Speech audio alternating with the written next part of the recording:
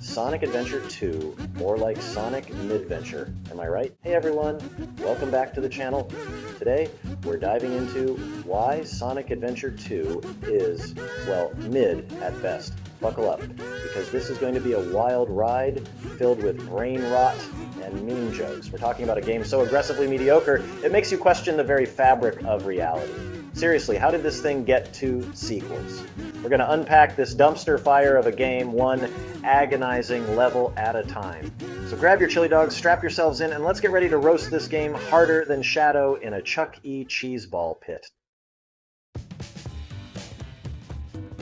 Alright, let's start with the graphics. This game is a visual assault on the senses, and not in a good way, or should I say graphical nightmare fuel.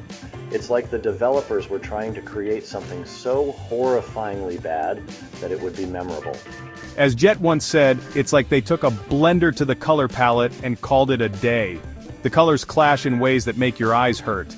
Seriously, this game looks like someone ate a bunch of crayons, threw up on a Dreamcast, and called it art. It's a chaotic mess that leaves you wondering what they were thinking. The textures are muddy, almost as if they were an afterthought. It's like they didn't even try to make them look good.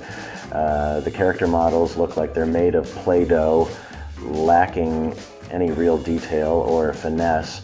It's almost laughable how bad they are. And don't even get me started on the cutscenes. They're so awkward and poorly animated that they take you out of the experience entirely. Remember that scene in Toy Story 2 where the toys are watching the Buzz Lightyear cartoon? That was meant to be a parody, but this game takes it to a whole new level of unintentional comedy. Yeah, this game's cutscenes make that animation look like Pixar's finest work, and the environments, they're just as bad. Don't even get me started on the environments. They're so bland and uninspired. It's like the developers gave up halfway through. They're so bland and uninspired. I swear I saw a tumbleweed roll through the Mystic Ruins. It's like a ghost town in there. And that's, honestly, the only thing saving this game from being a complete visual disaster is the occasional unintentional comedic glitch. These glitches are the only moments of joy in an otherwise painful visual experience. You know, the kind where Sonic gets stuck in a wall and starts vibrating uncontrollably? It's moments like these that make you laugh and forget, just for a second, how bad the rest of the game looks. Yeah, those are pretty funny. But they can't save the game from its overall visual mediocrity. It's a fever dream Picasso would disown, and not in a good way. Next up, the controls, or should I say, the janky, broken controls.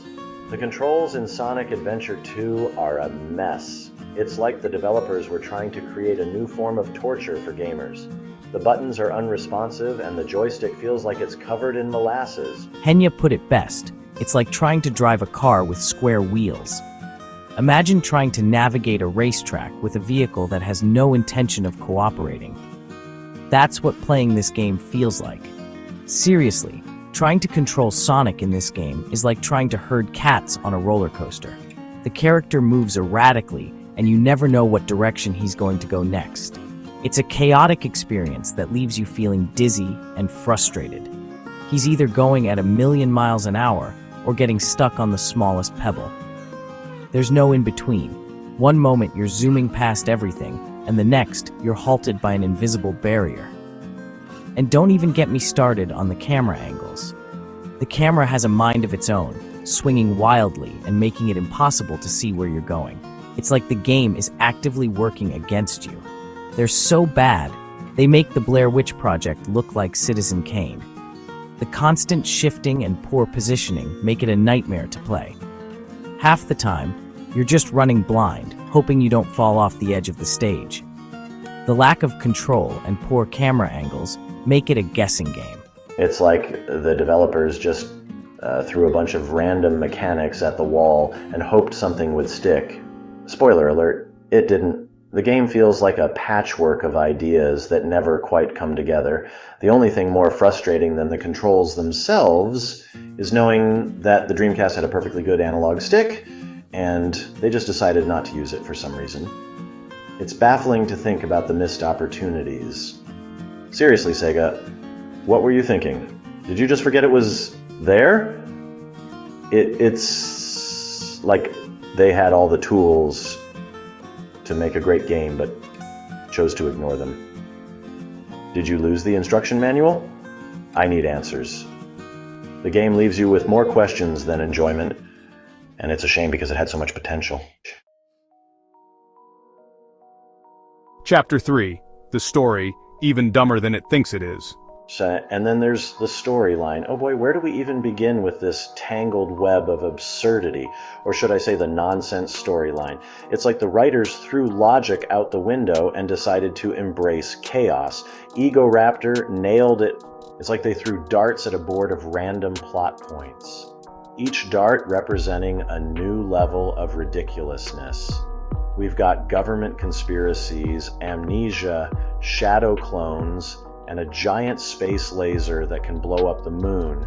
It's like a checklist of every over-the-top trope you can think of. It's like someone took all the rejected ideas from a Sonic fan fiction forum and mashed them together into one incoherent mess. The result? A storyline that makes you question the sanity of its creators. And the dialogue? Don't even get me started on the dialogue. It's a special kind of bad that makes you cringe and laugh at the same time. It's so cheesy and melodramatic it makes Romeo and Juliet look like a gritty crime drama. Every line is delivered with such over-the-top emotion, it's hard to take anything seriously. The worst part is, the game takes itself way too seriously. It's like it's trying to be some epic Shakespearean tragedy, but it just ends up being unintentionally hilarious. The more it tries to be profound, the more it falls flat on its face. Honestly, the only way to enjoy this story is to turn your brain off and embrace the absurdity. Just sit back, relax, and let the nonsensical plot wash over you. It's like watching a train wreck in slow motion, except the train is made of bad writing and plot holes. You can't look away, even though you know it's a disaster. In the end, maybe that's the charm of it all. It's so bad, it's good. A guilty pleasure that you can't help but enjoy, despite its many, many flaws. Chapter 4. The Lack of Moose, a Crime Against Gaming. Let's not forget the complete lack of a moose character. I mean, come on, JonTron said it best. Every great game has a moose. Where's the moose, Sega? Think about it. What's more majestic, more awe-inspiring than a moose? They're like the kings of the forest, with their massive antlers and their soulful eyes. Imagine a moose sidekick for Sonic. He could be like Diddy Kong, but instead of throwing barrels, he charges at enemies with his giant antlers. Or maybe he could be a wise old sage, dispensing cryptic advice from his secluded swamp. But no, Sega decided that what Sonic Adventure 2 really needed was another edgy hedgehog, because apparently one angst-ridden black and red hedgehog wasn't enough. Seriously, Sega, step up your game. Mooses are the future of gaming, and you're missing out. Chapter 5. Curing Cancer, Not Today, Satan. Finally, the most glaring issue: it doesn't cure heart disease or cancer. As Jet sarcastically remarked, I was really hoping this game would be the cure-all for my medical woes. I mean, let's be real, folks. If we're going to spend hours of our lives playing a video game, it better be able to solve all of our problems, right? Imagine popping in Sonic Adventure 2 and feeling your tumors shrink with every Chaos Emerald collected. Or watching your cholesterol levels plummet as you outrun that giant rolling death ball. But alas, it's not meant to be. Sonic Adventure 2 remains a game, and a painfully mediocre one at that. It can't cure diseases, it can't solve world hunger, and it certainly can't fix those janky controls. So there you have it, the cold, hard truth. Sonic Adventure 2, a game that promised the world and delivered a lukewarm plate of disappointment. So there you have it, folks. 5 reasons why Sonic Adventure 2 is mid-TBH. From the graphics that look like they were designed on a potato, to the controls that feel like trying to steer a shopping cart with a broken wheel, this game is a masterclass in mediocrity. Don't forget to like, comment, and subscribe for more hot takes and meme-filled rants. See you next time.